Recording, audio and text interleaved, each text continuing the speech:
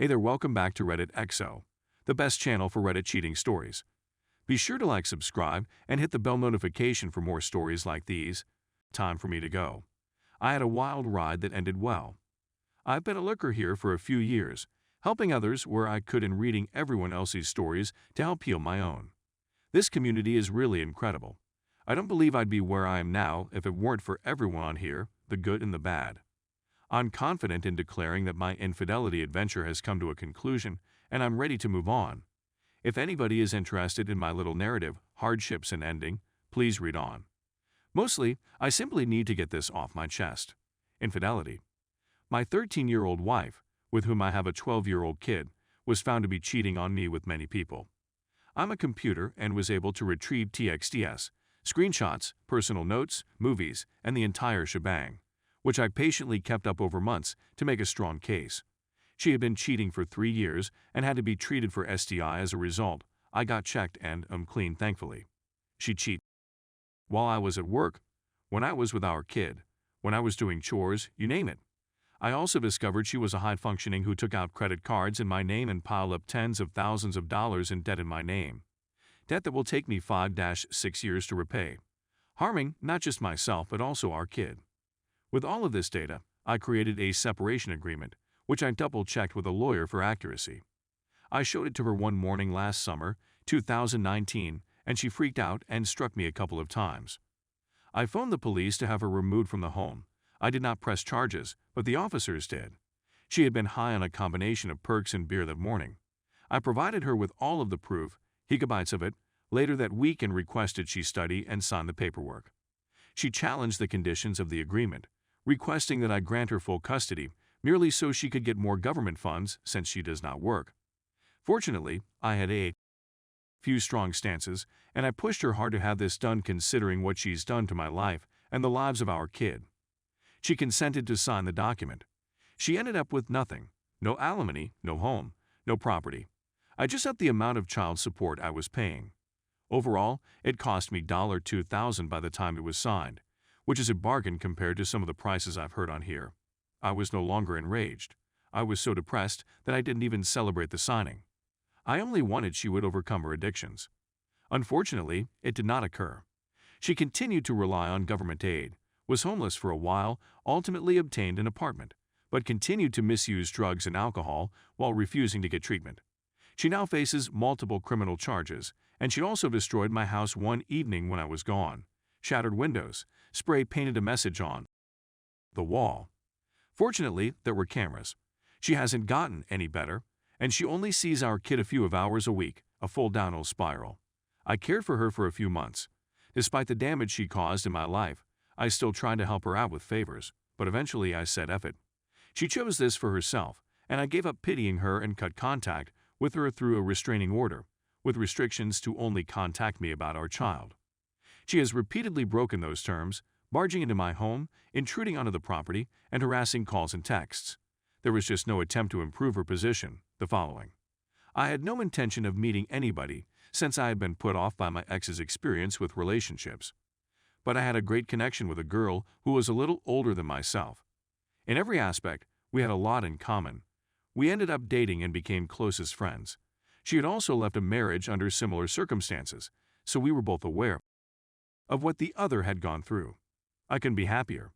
It's a night and day change from my last relationship. I feel like a new guy, and we seem to complement one another. She has now moved in and gets along well with my kid, as I do with hers. We're like a new family, and everyone gets along and is content. My negative sentiments, pity, and contempt for my ex-wife have all but vanished.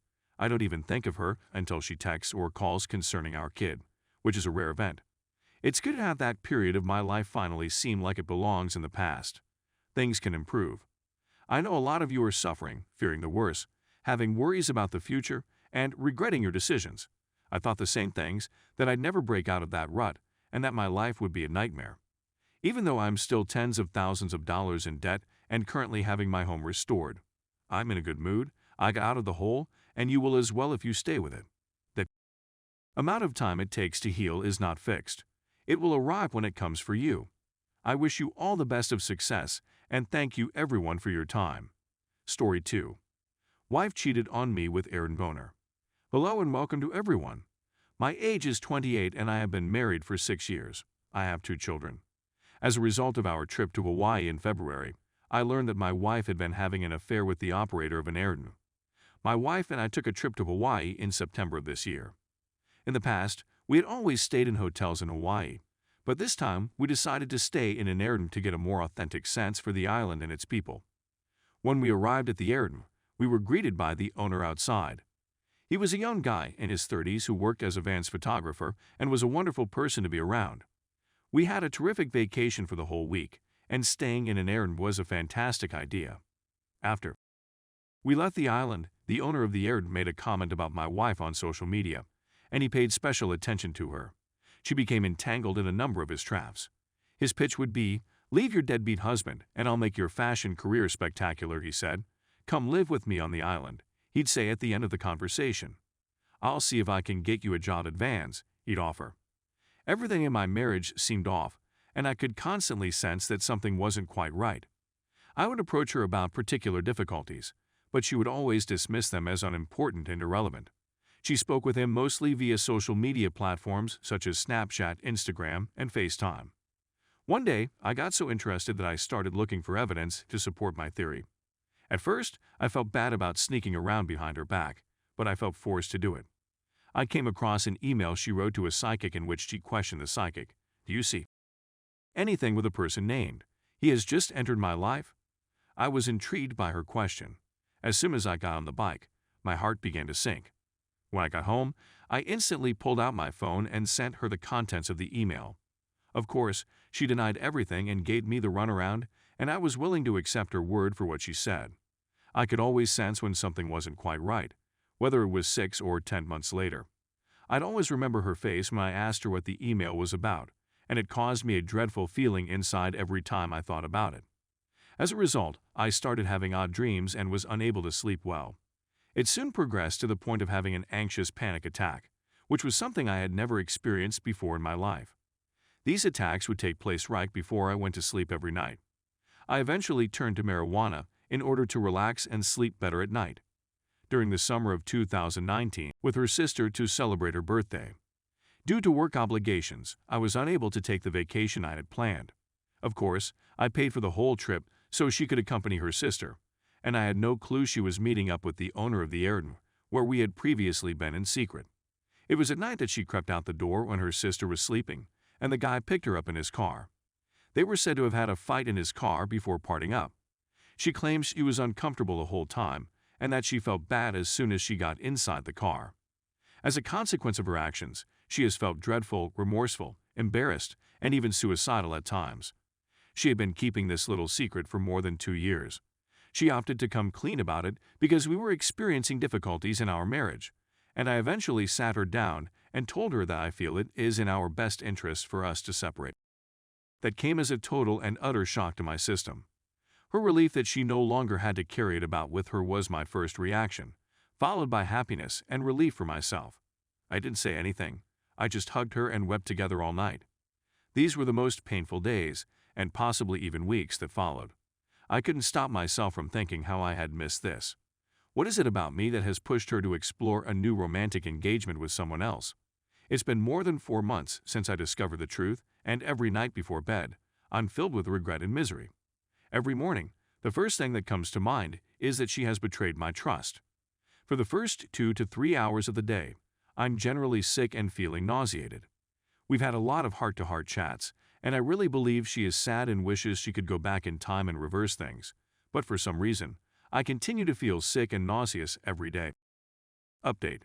I ultimately decided to call the guy, since I was becoming emotionally exhausted by the whole situation. I got in touch with him over Instagram. I received a text message from his wife the next morning when I woke up. His wife contacted me to tell me that she had seen my message in his inbox and that she would want to chat with me. In the end, I decided to contact her and have a conversation regarding our significant others.